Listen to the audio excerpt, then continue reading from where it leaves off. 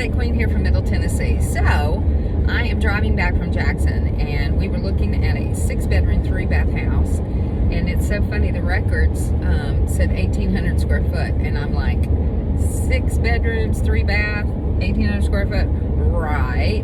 Somebody's got something wrong. Well, wrong to our advantage. It's true. They just did not have any of the square footage for downstairs, the finished basement that has 3 bedrooms. And I know for sure 1 bath, but it may have had a half bath down there too. I can't remember. But anyway, it's a huge house, y'all. This is probably 2,800 to 3,000 square foot house. And when you hear the price, I'm not going to share that yet. I'm going to go over all the numbers later. How about that? Just know this is off market price. So once it goes on the market, I'm sure the price is going to change. So that sucks. But nonetheless, I've got to let them know by in the morning so they don't put it on the market, and we can go ahead and get under contract for it. So anyway, I thought I would just let you know that this house is amazing. In fact, I'm going to try to, I'm not real savvy yet on YouTube and the video thing of putting pictures inside this video while we're talking, but if I can, I'll try and put some pictures of the house. But really traditional. It has the 4 columns in the front, just a really shallow porch on it, and just very traditional. But the inside is just, I mean, wow. It can be such a wow. I'm going to knock down a couple of walls to end up really expanding out the kitchen and the living space. And not a true open concept, but yes, since that's kind of real popular right now. But anyway, the bar, the island, oh my goodness, that can be here. It's going to be pretty large just because I'm taking up all of the dining room space. And, you know, eating kitchens, that's a thing of the past, basically. So we're going to do it that way and really, really do a really nice job on the kitchen. Right now it's got custom cherry cabinets, which are nice, but not for what I want for the kitchen. Those are going to go downstairs because they have this laundry / kitchenette downstairs even. I'm telling you, this place, the basement is huge. But anyway, so yeah, I'm thinking about doing that downstairs, so it's going to be a little kitchenette as well. All kinds of stuff that you can do with this house. There's another room, which there's just room after room, but there is one specific room downstairs. It does not have a closet, but it definitely could be another bedroom, obviously. But I'm thinking about a true office space, and I thought maybe we could do even some built-in shelving, because even that would be nice if they ended up, did want to put it in as a bedroom for somebody, but you just can't officially count that. So I thought, now that's something that would be really simple, but yet shows it's kind of customized. And I've looked at some other things with the fireplace, because it's got 2 fireplaces, one up and one in the basement, and they are in great shape. I mean, super shape. The one upstairs, I think both of them had gas logs, if I'm not mistaken, because it is gas, and it's got a split system on the heat and cool. The unit looked really good. I couldn't read the label, which sucks, because my company used to make those labels, so I bet it's at least 10 to 12 years old, because that's about how long I guaranteed my labels for Trane and Carrier and all of those guys that we did labels for. So anyway, I digress. But this house is fabulous. The deck on the back, it's going to be such great outdoor livable space. The other is when they repaired this big major plumbing leak that they had downstairs. The plumber that did part of the fix showed up right as we were leaving the property, and he just talked, and I just listened, and he told me that the plumbing fix, or the leak, had even gotten under the slab on the house, and he said they fixed all of that. It all came out and got repaired. He said they fix stuff, and they fix it quick when there's a broken thing. So these are 2 agents that own this house, and it's been a rental apparently for a while. it. So this is their way of flipping it, holding it, and then they're gonna, resell it. So it's a really great price. I know they're gonna make a little bit on it, but they have to because they put some money in it.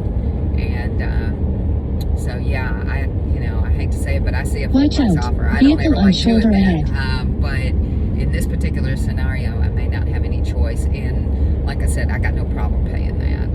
And this video may not get posted until after we have a signed contract, y'all.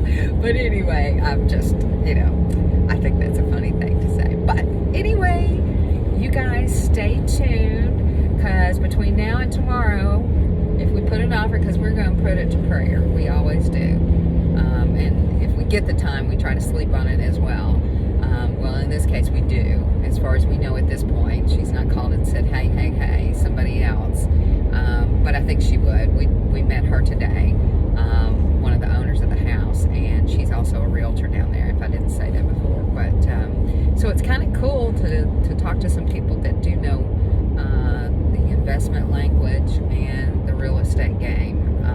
So that's been refreshing to have to deal with that instead of wholesalers or people that are just trying to watch out, vehicle on shoulder ahead. Hey, I don't care where the deal comes from. As long as the numbers are good and I feel good about it, then, what do I care where it came from is the way I look at it. But this particular one, guys, I know I keep saying this, but, hey, Montclair, the other video I did on Montclair down here, another super house. However, that one was a heavy flip.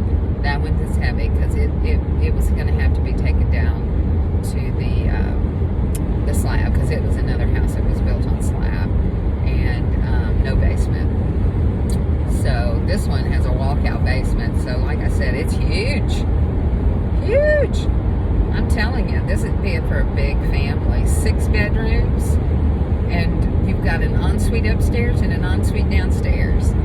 So it's got potential even for, if you've got a mother-in-law suite. Perfect. This would be perfect for that. Making sure I'm not missing my exit, y'all. So yeah, I'm super stoked about it. It's going to have new windows. Kitchen's going to have to be totally upgraded. Only one of the baths am I going to have to do something with, and it's tiling. That's pretty much it. Everything else I can use. They've got brand new toilets, brand new vanities. It looks like they've got, some of them have got vanity countertops, but they don't look, I don't know. Like I said, I just wasn't real thrilled with those, but everything else looked great. And one of the bathrooms, one of the light fixtures looks great. It would have been something I would have picked out anyway. So there's little things like that have already saved me money, but it's got to have 17 windows, guys. 17 windows! That's not cheap. And the windows that are on there are really in good shape. However, they're old. And to get to the price point and what I'm getting ready to do on the inside of that house, I would be the same way. Why didn't you go ahead and do the windows? Because you had it all torn up. Why not? And they're exactly right. I've sold one house like that before where we did not put new windows in the flip. And everybody commented on it, including me. And I was one of the investors on the project. Why didn't we do this, guys? Because, I'll tell you why we didn't. We forego that money in order to handle the leak or the drainage that we had coming into the house. There was so much water coming towards the house, and foundation was leaking, and it was starting to fall. We ended up having to jack that house up 4.5 inches and re-brace, blah, blah, blah, all of that. And so, yeah, we don't want to go through all that. No, don't want to do all that.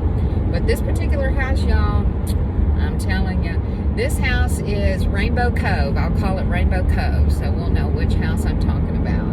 But that one on Montclair, man, oh, that could have been a showplace. It was mid-century modern, so built in the 60s, and it has that ugly fireplace. It's right there in smack in front of the front elevation of the house. Not all of them, but this one was like right beside the front door.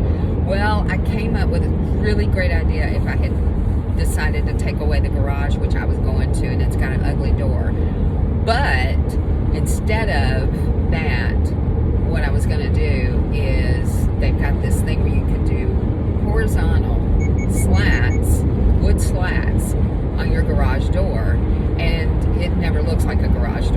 looks like it's just part of the fascia, the front elevation of the house. And you want to talk about modernizing it and giving it really a wow factor, it was going to be that. Then I thought, okay, if that doesn't work out, then the fireplace, we were going to cut the part and just make it flush with the roof, because I got to rebuild the whole dang thing anyway, so why not? And it will totally take the elevation to a whole nother level. And then the part that is still on the front of the house, I was going to do the nice stained, honey stained wood to just kind of encase that part, and it just brings your eye to that. And there was going to be a couple of other wood pieces around in the front that would catch your eye. And again, curb appeal. So yeah, just little things like that make a huge difference. And with this one, it's been, for the most part, other than this really bad plumbing leak they had, it's been pretty well maintained. And I think there's been even a renter here for several years. So it's just been well taken care of. It's still a big flip, guys. This one, I'm seeing of a budget around $100,000, but it's, like I said, it's a totally different kind of flip. We're not talking, raising a roof, attaching a roof to the house. Yeah, that's something we had done. But we looked at one. I think I've done a video on that house too. That was a trip. That's the one that was in Hole and Wall Chain. He's here with me. He gets drug everywhere with me. I'm telling you, he's so good. He's so good. Now, I don't want to take it out of the holster. But anyway, that's kind of what's going on in our investing world. Having my investing hat on.